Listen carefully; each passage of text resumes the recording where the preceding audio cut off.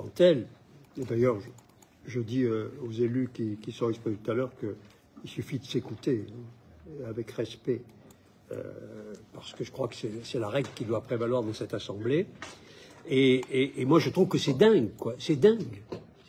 C'est incroyable, quoi. Vous ne changez rien, vous n'écoutez rien. Vous poursuivez comme si les habitants n'existaient pas, ceux qui s'expriment. Mais c'est fou. Moi, pardon, du quartier, on l'a donc installé à l'intérieur du quartier. Ce collège a brûlé. Je veux prendre l'exemple de Jean-Pierre Barbier, président du département, qui a reconstruit un nouveau collège. Mais regardez quand un élu de droite, permettez-moi de le dire, construit quelque chose. Concertation avec la communauté éducative, accord global de tous les habitants pour la reconstruction et les choix effectués. Je demande à la population de bien comparer les attitudes entre ces prétendus élus de gauche qui blablatent sur la co-concertation et compagnie et la co-construction et les autres. Je demande que les habitants jugent sur le réel du fonctionnement d'une ville. Parce que c'est incroyable. Vous avez des habitants qui unanimement disent que ça ne correspond pas à leurs demandes, ça ne correspond pas à leurs besoins. Ce projet ne répond pas à leurs attentes parce que eux, ils veulent un bassin qui demeure ouvert, qui demeure accessible et que toutes les problématiques que vous savez de barrières, de règlements intérieurs, d'horaires d'ouverture, de lieux pour se changer, les risques de franchissement de barrières et le coût de fonctionnement de 400 000 € par an, ils vous disent « ça ne correspond pas à ce qu'on veut ». Vous vous dites « bon, on continue ». En 2050, ça sera très bien, dit Mme Pantel. Non mais, il y en a assez de votre 2050 qui permet de tout camoufler sur l'actualité. Je pense qu'il faut que vous revoyiez... Bon, on présente un amendement, on n'est pas les seuls, mais on a présenté un amendement ce matin pour vous demander de faire un moratoire pour discuter avec la population à nouveau.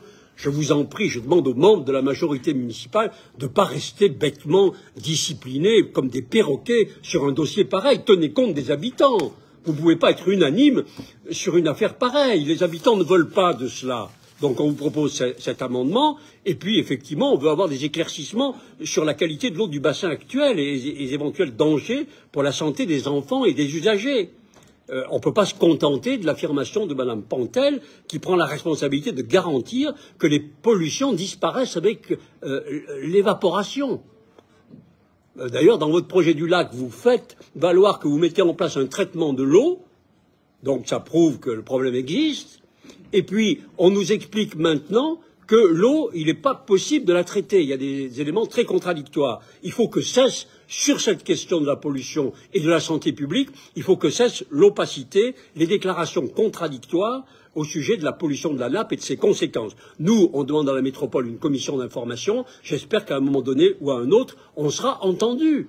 Il faut quand même qu'on sache, que les Grenoblois, s'il y en a qui nous écoutent, sachent que le conseil municipal de Grenoble n'a jamais été informé du rapport de l'agence régionale de santé remis au maire le 30 juillet 2021 qui alertait sur la pollution de la nappe. Jamais. Il a fallu qu'au conseil métropolitain dernier, à l'ouverture de la séance, quand il y a eu le débat, le président Ferrari nous lise le rapport qui venait de lui parvenir. C'est-à-dire que le conseil de la métropole l'a reçu, mais pas les conseillers municipaux de Grenoble. Il y a quand même un problème. Ça pose des questionnements. Est-ce que le service de santé scolaire et le centre de santé du quartier ont été interrogés pour savoir s'il y avait eu des conséquences? Est-ce qu'il y a eu des enquêtes? Je pense que ce sujet de l'information sur la santé me paraît aussi essentiel et il faut le traiter. Donc, voilà, il y a deux sujets. Il y a le sujet, vous ne pouvez pas continuer comme ça contre les habitants. C'est tellement contraire à tout, vous ne pouvez pas. Et puis, il faut absolument maintenant sortir de cette question de santé, donner les informations, mettre tout sur la table, parce qu'il y a incontestablement des inquiétudes réelles et qui méritent d'être vérifiées.